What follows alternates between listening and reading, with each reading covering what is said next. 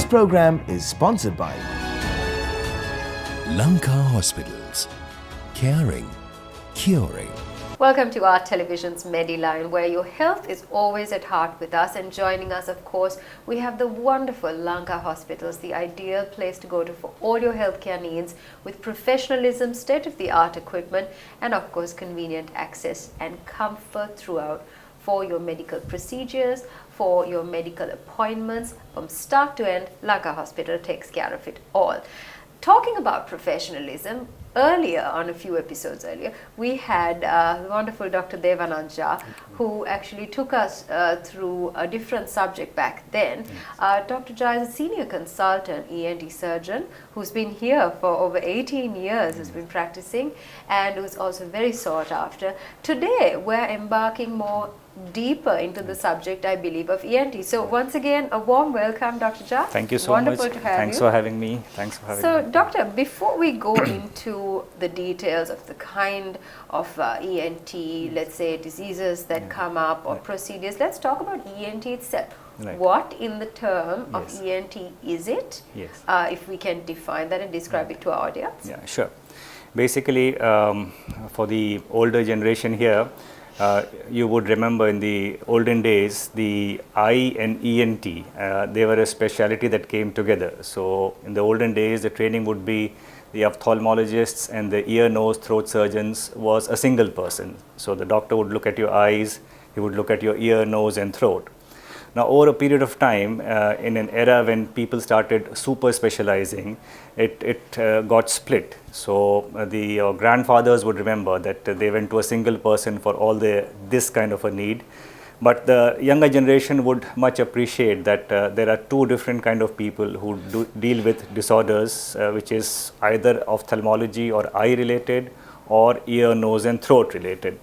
So, simply put, ENT stands for ear, nose and throat. Many patients come up and say they thought it was eye, nose and throat. So, no, it's ear, nose and throat. And it's quite easy to understand that if you have a ear problem or a nose problem or a throat problem, then we are the people to approach. Many of us go to general physicians who, based on their clinical judgment, would try and make a diagnosis and then give some medicines to begin with. But I would suggest that if it's a purely ear, nose and throat disorder which is not getting better with the treatment offered by the general physician, it's better to consult a specialist and get a correct diagnosis made. Now, ENT has come a long way from what it was in the olden days. Now, I still remember the times that we were training. What has happened is, technology has advanced quite a lot. Our professors or the teachers of our professors also would have very limited access. I would still remember a torchlight would be a ubiquitous instrument in a ENT's armamentarium to see all three areas, the ear, nose and throat disorders. So now the visualization has improved things dramatically.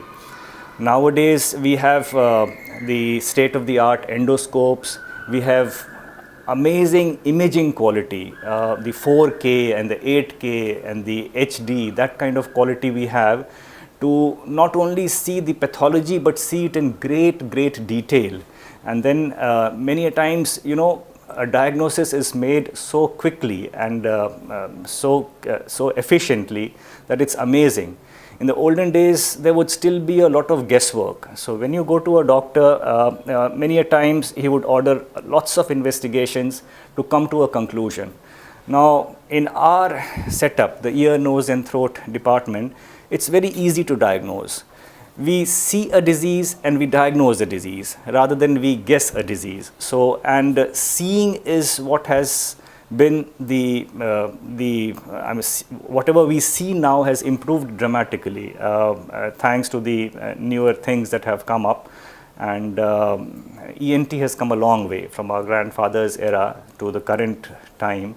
And things have become much simpler, more precise, and diagnosis has become very accurate now. Okay. Doctor, when we talk about diagnosis and we talk about the ENT spectrum, we'll start, I think, with what are the common diseases Right. or complications we see Right. that rise in ENT that people should Yes. maybe be open to understanding. Right. I have also mentioned in the last program the ear, nose, and throat diseases. If you have a nose problem or a throat problem, you can go to a general physician because in most instances, if you are not able to visualize it properly, at least based on their clinical judgment, they can come to some conclusion. But ear is something that can be a very tricky thing. So I always feel that ear is something for which a patient should straight away go to a specialist rather than a general physician as a first point of contact. So nose of the common problems, of course, is ear pain or a ear discharge or a hearing problem. And ear pains have very many different presentations. They can be acute pain, wherein you have tiny children who have cough and cold, and typically they wake up at 2 or 3 in the morning and they start crying, howling loudly, and then the parents come running to the hospital saying that the child has severe ear pain. And those are usually infection related ear pains. Then you have pains which are of chronic origin, patients who have had diseases in the ear for a long time. Many a times, a take home message for the patients or something to understand for the patients is, if you have a ear discharge, do not always put drops and take antibiotics. That is not the answer. You can have cancers in the ear, and if you keep on putting ear drops and if you keep on taking antibiotics, you would have missed a diagnosis. So we need to make a diagnosis. So each time you have a problem, get a diagnosis done rather than, I have a discharge, let's take some medications, it will get better. If it doesn't get better, take more medications, more drops, it will get better. It doesn't get better, you lose valuable time. One other very important aspect I had pointed out last time was, a sudden block in the ear. Now, a sudden block in the ear is not wax in the ear always. It's a mistaken thing that, any block in the ear is wax. A sudden block in the ear can be a hearing loss, an acute hearing loss, which if it is treated immediately has very good results. I mean, you can get your hearing almost back if it's treated on time. But if you feel it's a block and one day it's a wax problem and one day it will sort itself out, then we would have lost valuable time and we would not be able to recover the hearing that you have lost. So it's very important, especially for ear disorders, to go to an ENT surgeon straight away. But yes, if it's a nose disorder, unless of course you have a torrential bleeding where the first point of contact should be an ENT surgeon, or a throat disorder where you feel that either you have a severe pain or the pain is lower down. It's not right in the upper throat, it's in the lower throat. So if you can, always go to a ENT surgeon for a diagnosis and a correct treatment, because many diseases prompt treatment, the results are far better than if you have delayed the treatment. I am talking specifically of cancers also, because cancers picked up at the early stages are indeed curable, but those which we delay for whatever reasons we think best, and we lose valuable time to cure those patients. Right, doctor. So we'll get into more interesting topics on the other side. But right now we're going to take a quick break here at our television's Mediline. Do join us on the other side as we continue the discussion on ENT, the specialities, and exactly what treatments are in store for those who would like to avail their services, as well as find out if they have any ENT related problems. All that happening right here on our television's Mediline. This program is sponsored by Lanka Hospitals. Caring, curing. Welcome back to our television's Mediline. We're here with Dr. Devanand Jha, Senior Consultant ENT Surgeon here at Lanka Hospitals. We started our discussion talking about the basics. What Right. is ENT? What are the diseases we see? And how it has been in the past. How treatments have changed, how the entire concept of ENT. Yes. Now, from the past, we surge towards the future, which is the today, day and age. Yes, correct. And we know that with technological development, doctor, Right. and also innovation, invention, facility care, it has all escalated to something Right. better today Yes. for a patient to look forward to. Yes. Let's talk about the modern setup just Yes. a little bit. Correct. Sure. Thank you. The modern setup has changed a lot. In the olden days, there were just a handful of surgeries which a ENT surgeon could do. The reason being, number one, the knowledge wasn't there. Number two, the technology wasn't there. But nowadays, the knowledge is there. The technology has improved dramatically. So the surgeries also have become more precise. The surgeries also have become more accurate. The complications have dropped down dramatically, and the results or the outcome for the patients has been far superior than what it was. Now, specifically coming to ear, nose and throat surgeries, let's start with the ear. What has made a difference? The difference has been the advent of microscopes. They are getting better, they are getting bigger, and they are getting even smarter. Now, the microscopes allow us an illumination into depths of the ear, and that was something, or even its use in the throat area, to visualize structures which are tiny, which look in great detail, and also you can project those pictures on the screens for the OT staff or the people who want to learn about the diseases or the surgery, such that they can also watch it. So it can be a very interactive session as a surgeon is operating. And so the biggest change has been the microscope. Secondly, the instrumentation. Now the instruments have become more precise, more fine. The OT setup. The OT setup has wonderful illumination. The OT setups have wonderful instrumentation nowadays, and then something which Lanka Hospital also prides of is lasers have also made a big difference in the ear diseases. Now we have KTP laser in Lanka Hospital, where I would still remember if we had a very tiny bleeding in the ear and we would wonder what to do with it. We would rather put adrenaline soaked packs there, wait for the bleeding to stop. Or if you're doing very fine microsurgeries like for example stapedectomy, where if you have a tiny bleed, and then you would be all lost, because that a few millimeters of blood looks like a sea of blood when you're operating under a microscope. So you don't want a few milliliters of blood also there.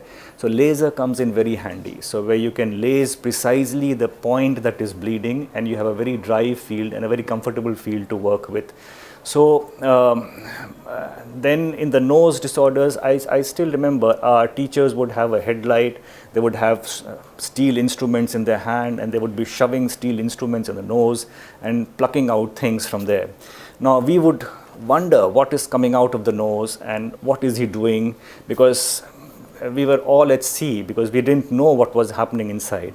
Thanks to the advent of endoscopes now, the endoscopes of varying degrees, where you put an endoscope in the nose, connected to a camera, and the whole world can see what the surgeon can see inside. Now, these endoscopes now can tell us every micro detail inside the nose. So much so that they started off as simple sinus surgeries, where rather than using a hammer and a goose and open up the sinus and then drain the pus, or put crude needles into the nose and then a trocurrent cannula and put a lot of saline and drain the phlegm from the nose. Now we have very precise endoscopes, we have very precise instruments where we can address the precise areas in the nose to be addressed, and all that is enlarged and illuminated. So we can be very precise in our work. So we open up the sinuses as they are required. Now each of these nasal work also requires a radiology pre-work. So we have to do CT scans or MRI, but mainly CT scans if you are looking at the sinuses to operate upon. So we do a CT scan first, and which are very fine CT scans. So we do a 1 millimeter cut, such that each millimeter of the nose and sinuses are visualized, prior to doing the surgery. So when you have come to operate in the operating suite, you already have an image in the mind as to what you are going to do, and then once you put the endoscope, the world is clear right in front of you, and so you know precisely what you have to address. So that is what is happening currently. Currently also what has happened is, thanks to these endoscopes, we have reached a place where now we are shaking hands with the neurosurgeons. We had a lot of limitation while we were operating initially. We could just do a bit of a work in the nose and a bit of a phlegm cleanup in the sinuses. Now we go right through the nose, up to the brain cover, through the brain cover, and up to the area where the neurosurgeons are operating. So a skull-based surgery has come in a big way now. Now in the skull-based surgery, there are now the diseases and the tumors do not respect speciality. When a tumor is there in the nose, it will not say, so I'm in the nose for the ENT surgeon to take out, or I'm a tumor in the brain for the neurosurgeon to take out. It traverses boundaries. So a tumor in the nose can go through the nose into the brain, and then a neurosurgeon is lost as to what to do in the nose, and the ENT surgeon is lost as to what to do in the brain. So that is where the specialty of skull-based surgery has come up, where the ENT surgeon starts working from below and goes right up to the brain area, sometimes into the brain, and the neurosurgeon also works in conjunction. Now that was happening several years ago, where a neurosurgeon would approach from the top and the ENT surgeon from the bottom, and then the both of them would together resect the disease. Now thanks to the advancement, more and more advances, now through the nose you can approach all parts of the brain. So now through the nose you can remove brain tumors, straight away you can go into the brain. Removal of pituitary tumors through the nose is an old concept, but removal of tumors like meningiomas, those kind of tumors, craniopharyngiomas through the nose, I mean that was unheard of, unthought of. I mean those are the wonders that has happened thanks to the kind of imaging, the kind of technology that has come up. And so that is what has happened now. Now what the future holds is we have to be more precise. We have to have less complications, because the deeper you go, you're going further away from the surface, and the more you enter deeply, the more structures you'll encounter, and the more the chance of complications. So again, imaging comes to our rescue. Now there's something called navigation, where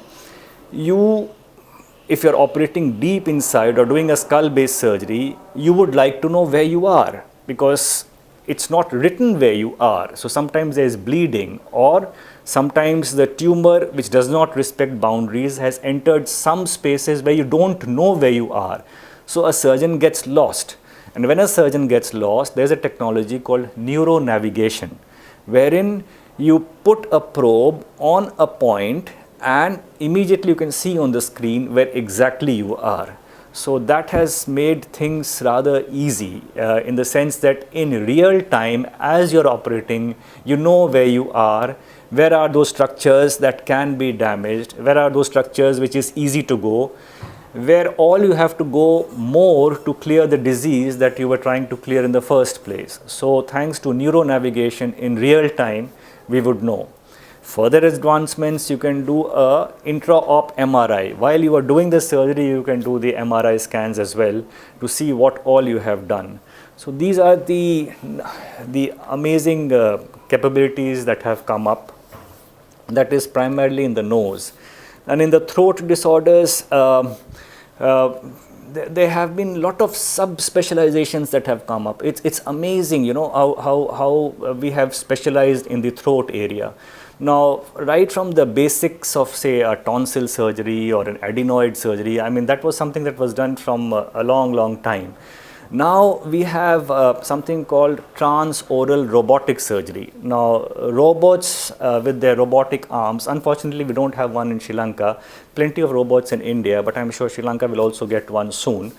So the robotic arms are actually, they are a kind of instruments where the surgeon is sitting at a console and the robotic arms are going in the areas.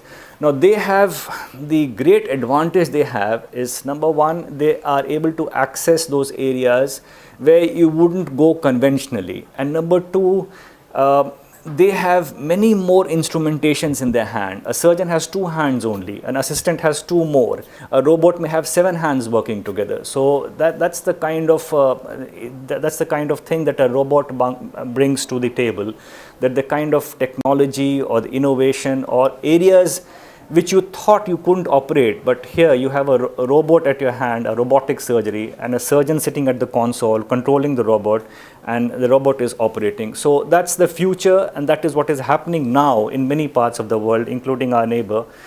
India is doing a lot of robotic surgery now. So that's the future, and I think the robots will be getting smarter, and we will be able to deal with those diseases which in the olden days, if you had it, one would feel, that's the end of it. You'll have to slowly wait for the disease to take your life over. But nowadays, there's a lot of hope. Those diseases can be addressed to very safely. And it's amazing to see how AI and technology have really come into play to do this. Yes, I mean, I think up until you just mentioned this, I didn't think that was really possible, especially the fascinating subject on the navigation. And then also the probability of 2 surgeons who are specialized in 2 different areas but still being able to operate at the same time because of the use of tools and the technology. And I think this also, doctor, correct me if I'm wrong, this also reduces a lot of risk factor for the patient as well as a fear factor for the patient. Correct. Because the minute you tell a patient, as we've spoken before, you have to go under the knife, the patient constantly has a lot of fear as to what other complications can it cause, what is my recovery time, how strenuous is this surgery going to be, and how much is going to be scarred or exposed.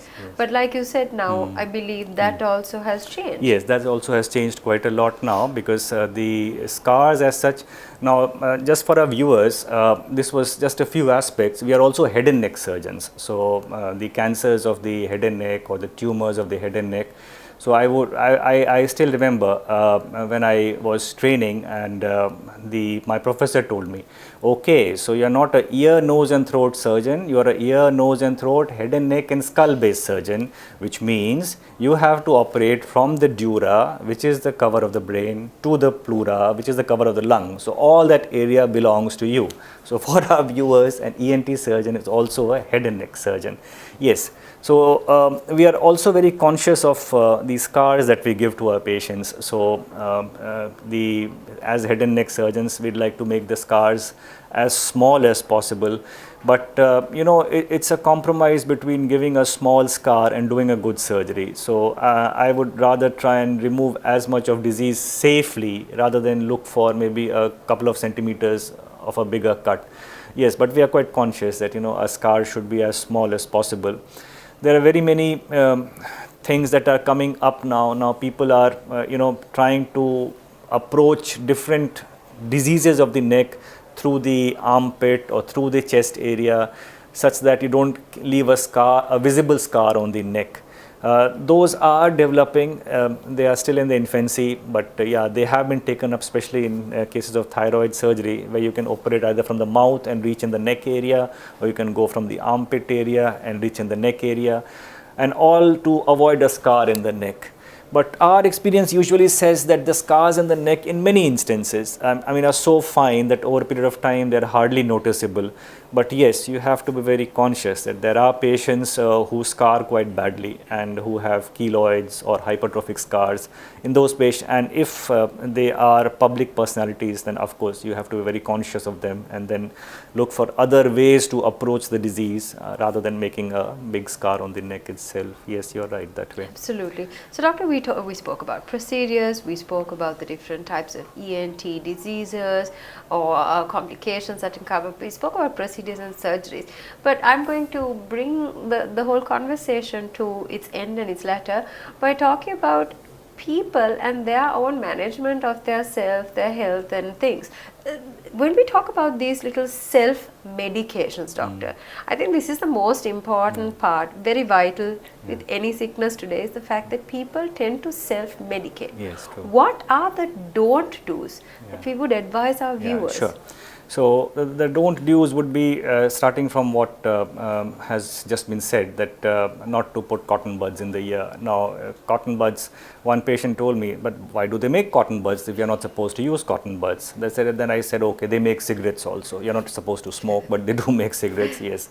So the analogy may be a little more harsh, but the message is the same, that cotton buds are bad for several reasons. One, they tend to push the wax inside.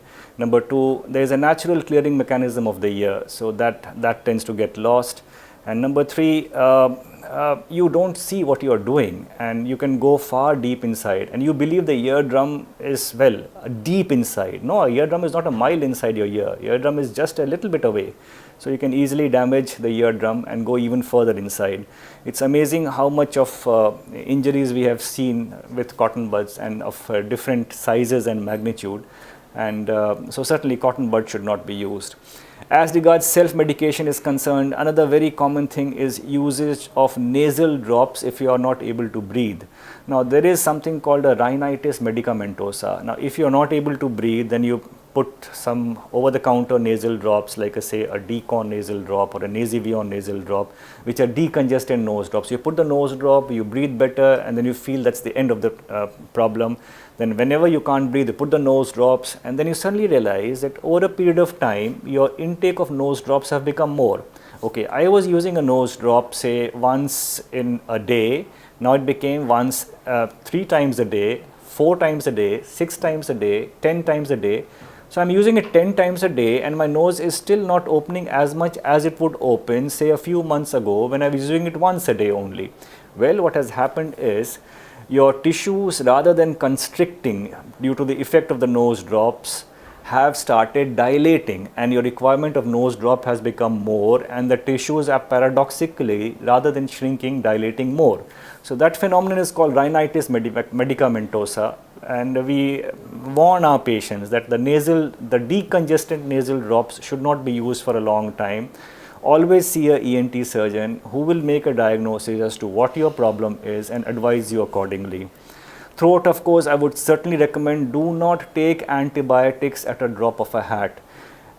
We have so many patients who have taken so many different kinds of antibiotics for things that there is no infection at all.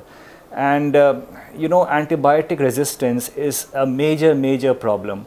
Now, there are times if we have exhausted all the antibiotics, then we have nothing else to do. I had a patient recently, the only antibiotic he was sensitive to, his ear discharge was sensitive to, was colistin, which is something which is given as a last resort for very sick patients. Now, how can you start giving those antibiotics for a ear discharge? The reason being that the antibiotics have been abused quite a lot. So, do not take an antibiotic over the counter. It's a message also for the pharmacologists, for the people who sell medications. Please do not give antibiotic without a prescription. Message for the GPs, do make sure that there is an infection before you prescribe an antibiotic. So, it's very important that we are judicious in our use of antibiotics also. Thank you, Doctor. Thank you. I think this has been a very fruitful session, especially for the viewer out there to understand the do's and the don'ts, how to feel comfortable about the procedures, and of course, how the development has really taken a positive change. Once again, thank you, Dr. Jha, for being with us, for always sharing these wonderful new developments, and also advising people, patients, as well as professionals out there on the right paths to take. We wish you all the very best. Thank you so much. Thank you for having me. Thank you, ladies and gentlemen, for joining us. We hope this has been insightful, and remember, for all your medical needs, medical care and your medical professional requirements, Lanka Hospitals is the one place to be. Once again, our television's Medline wishes you health and a good week ahead. This program was sponsored by Lanka Hospitals. Caring, curing.